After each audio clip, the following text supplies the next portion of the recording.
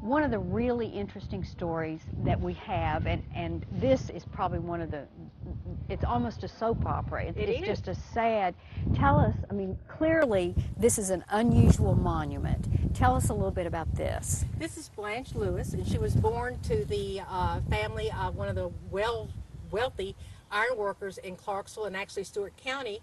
And she was a beautiful young lady, was a student at the Clarksville Academy, was engaged to a young man who, like everybody else in Clarksville that was of age, left for the Civil War. His name was Augustus Tarwater, and he went to war, was actually a prisoner of war, lived through that, came back to Clarksville. They set their wedding day.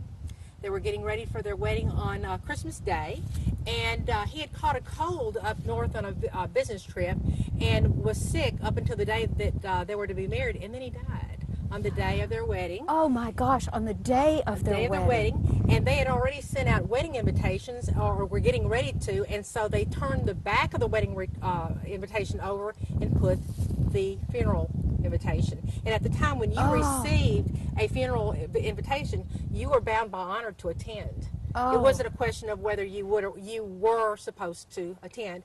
And so she lived out her life still in love with him, and lived to be in her 60s and wanted to be buried next to him here, and so she is.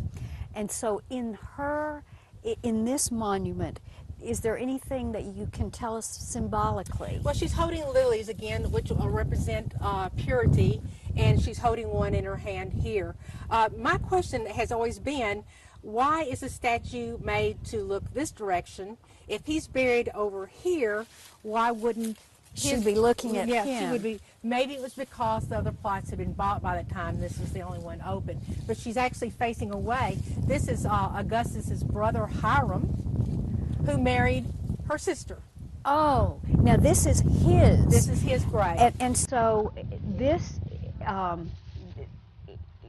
she is buried next to him. Yes. Tell us about this symbolism. The vine, of course, is representing everlasting life again, and it's trailing upward. You've got the column, which again is showing significance.